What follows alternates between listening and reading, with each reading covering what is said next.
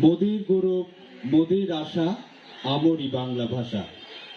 সুপ্রিয় সুধীমণ্ডলী, এর পর্যায়ে আমরা কথা শুনব রণাঙ্গনের আরো একজন বীর মুক্তিযোদ্ধা, যিনি বাংলাদেশের অনন্য সংগঠন সেক্টর কমান্ডার্স ফোরাম মুক্তিযুদ্ধ ৭১ রাজশাহী বিভাগীয় কমিটির সম্মানিত সভাপতি বীর মুক্তিযোদ্ধা আবুল হাসান খন্দকার।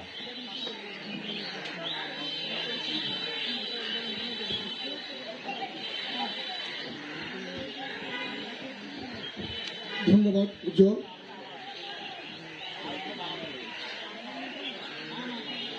সূর্য কিরণ সমাজ কল্যাণ সংস্থা আয়োজিত এই সুন্দর বইমেলা আজকের যারা এখানে আমি কৃতি বলব না, কৃতি বললে কৃতি বরাবর অকৃতি এসে না, সম্মানিত মহাসম্মানিত সুধীজন মঞ্চে বসে আছেন।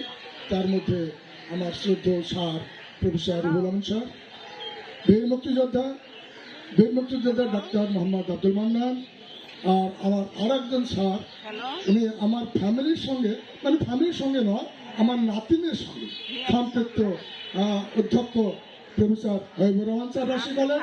এবং আমরা যখনই বাবু ভাইয়ের কাছে গিয়েছি আমাদেরকে বইমুখ করেননি, 12 নম্বর ওয়ার্ড কাউন্সিলর বাবু ভাই এবং ডাক্তার আব্দুল মান্নান বীর মুক্তিযোদ্ধা। আমি এখনো তার সাজেশন মতো চলি আমার শারীরিক ব্যাপারে। এবং আয়োজক শাহেদ তাসমিন জামাল অন্তঃস্থল থেকে ধন্যবাদ। এবং সব ডানে বসে আছে আমাদের রাজশাহী বিভাগীয় কমিটির সেক্টর কমান্ডার্স ফোরামের যুগ্ম সাধারণ সম্পাদক সবাইকে আমার অন্তঃস্থল থেকে ধন্যবাদ জানিয়ে সংক্ষেপে কয়েকটা কথা বলব। মনিরুজ্জামান উজ্জ্বল বারবার উচ্চারণ করছে একটি কথা, আমরই বাংলা ভাষা, মোদের গৌরব মোদের আশা, আমরই বাংলা ভাষা। রবি ঠাকুরের কথাটি সম্ভবত অতুল প্রসাদ, তো এই যে বাংলা ভাষা, আমাদের সেনাবাহিনীর মধ্যে একটি জিনিস প্রচলিত আছে, সেটি হলো যে কোনো দেশকে ধ্বংস করতে হলে আগে তার সংস্কৃতিকে ধ্বংস করে দাও। সংস্কৃতি বলতে কি বলে? ভাষা, সাহিত্য, ভাষার মধ্যে চলে আসে অনেক শিল্প, অনেক কথা। আমি এদিকে যাচ্ছি না। 1952 সালে ভাষা আন্দোলনে যারা শহীদ হয়েছেন, সালাম, বরকত, জব্বার, শফি, সবার প্রতি আমার শ্রদ্ধা জ্ঞাপন শেষে আমি শ্রদ্ধা জ্ঞাপন করছি সর্বকালে সর্বশ্রেষ্ঠ বাঙালি বঙ্গবন্ধু তথা পুরা বিশ্ববন্ধু শেখ মুজিবুর রহমান এবং তার সঙ্গে যারা শহীদ হয়ে গেছেন তাদের, অনেক মুক্তিযোদ্ধা যারা রক্ত দিয়েছেন, শহীদ হয়েছেন 30 লক্ষাধিক এবং 2 লক্ষাধিক মা বোনের সম্ভ্রম হারিয়েছেন এই স্বাধীনতার জন্য। এই স্বাধীনতা বিপ্লবিত হয়েছে 1952 সালের 21শে ফেব্রুয়ারি। সেখান থেকে গাছ উঠেছে, যে গাছের প্রথম মুকুলটি দেখতে পাবেন আমাদের রাজশাহী জোয়া হলে ঢুকতে হাতের ডানে গেটে একটি ফুলের মাঝখানে একটি বা পদ্ম শাপলা ফুলের মাঝখানে সুন্দর লাল একটি অঙ্কুর বেরিয়েছে। আমি মনে করি স্বাধীনতা যুদ্ধে এটি প্রথম সূচনা। এবং এই জোহার সাহেবকে হত্যা করার পরে কি শান্তি পেল তারা? কোনো শান্তি পায় না। আমরা মুক্তিযুদ্ধে ঝাঁপিয়ে পড়লাম বঙ্গবন্ধুর একটি ইশারায়, যেটি কোনো সময় নমিত হয়নি, সেটা হল শাহাদত আঙুল, সাক্ষ্য আঙুল। এই আঙুল অবদমিত থেকে যাবে ইনশাআল্লাহ যদি আমরা মুক্তিযুদ্ধে অংশগ্রহণ করা। সেদিন দেখেছি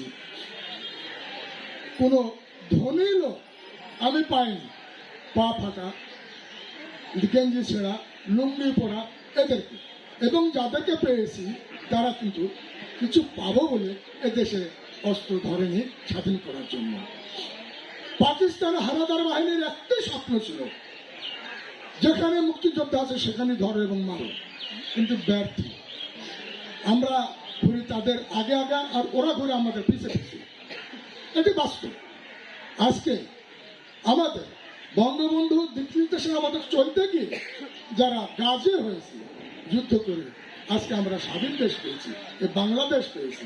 এই বাংলাদেশের স্বাধীনতা যুদ্ধের ঘটনা বলতে গেলে আমি 1 ঘন্টা শেষ করতে পারবো না, ধৈর্য থাকবে না। কারণ যেহেতু আমি বাস্তবমুখী যোদ্ধা ছিলাম অন গ্রাউন্ডে, সেটা গেরিলার যুদ্ধে প্রথম অবস্থায়, পরে সম্মুখ যুদ্ধে অনেক কিছু ঘটনা ঘটে গেছে আমার চোখের উপর দিয়ে। তারপরেও আমি এখনো নিজেকে মনে করি আমি সুস্থ সবল, শক্তি আছে আমার গায়ে।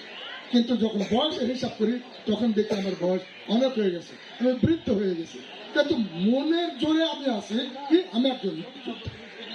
তো আমি আজকে বইমেলা এই যে তাসলিম, তার যে অবদান, আমি সত্যি অবাক হয়ে গেছি।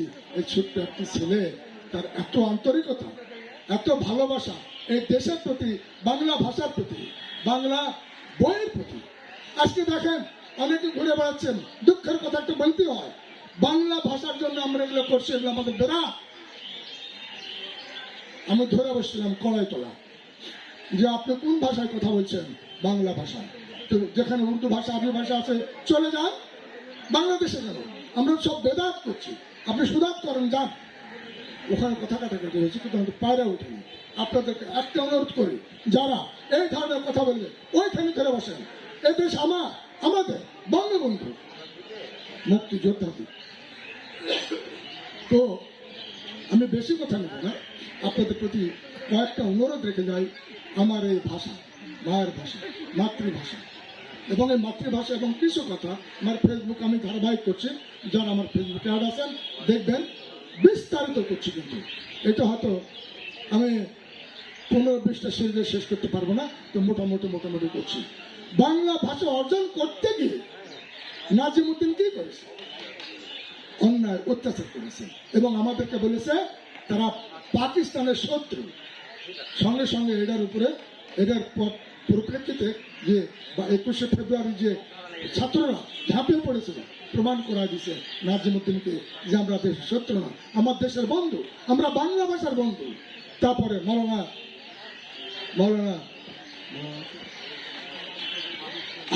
আব্দুল হামিদ খান ভাসানী, তিনি কিন্তু নেতৃত্ব দিয়েছেন, বড় কড়া নেতৃত্ব। হ্যাঁ, সেহেতু সবার প্রতি আমি শ্রদ্ধা রেখে উনি তো বলেছিলেন পাকিস্তান বাই বাই, তোমরা চলে যাও। আজ পাকিস্তানের দুরবস্থা, আর আমার বাংলাদেশের উন্নয়ন হতেই আছে।